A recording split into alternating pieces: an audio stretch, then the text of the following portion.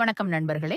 இன்னைக்கு ஹெல்த்தியான பாப்புலரான கோயம்புத்தூர் ஸ்டைல்ல பச்சைப்பயிறு குழம்பு எப்படி பண்ணலாம்னு பார்க்கலாம். முதல்ல ஒரு கப் பச்சைப்பயிரை ஒரு பேன்ல எண்ணெய் இல்லாம வறுத்துக்கோங்க.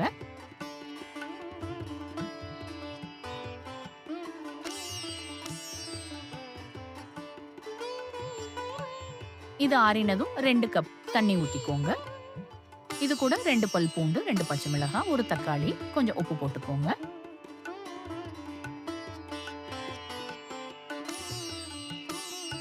இது ஒரு கலக்கி விட்டு இதை 4 விசில் விட்டு வேக வைத்துக்கோங்க. இதை பிரஷர் அடங்கும் வர ஆற விடுங்க. இப்போ ஒரு சட்டியில 2 ஸ்பூன் நல்லெண்ணெய் ஊத்திக்கோங்க. எண்ணெய் காய்ச்சதும் கொஞ்சம் கடுகு, உளுத்தம்பருப்பு, சீரகம் போட்டுக்கோங்க.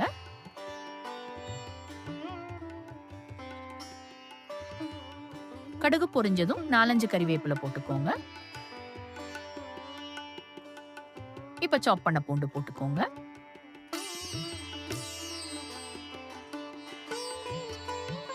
இப்ப கொஞ்சமா பெருங்காயம் போட்டு நல்லா வதக்குங்க. இப்ப கட் பண்ண வெங்காயத்தை போட்டு வதக்குங்க.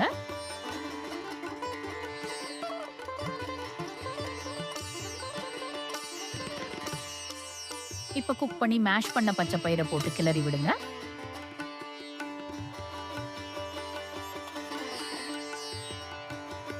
இப்ப ஒரு ஸ்பூன் மிளகாய் தூள், 1/4 ஸ்பூன் மஞ்சள் தூள், 2 ஸ்பூன் மல்லித்தூள், 1 ஸ்பூன் சாம்பார் தூள் போட்டு கிண்டி விடுங்க.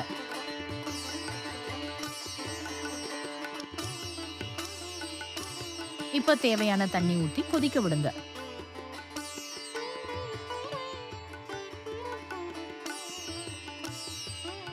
ஃபைனலி கொத்தமல்லி இலை தூவி சர்வ் பண்ணுங்க.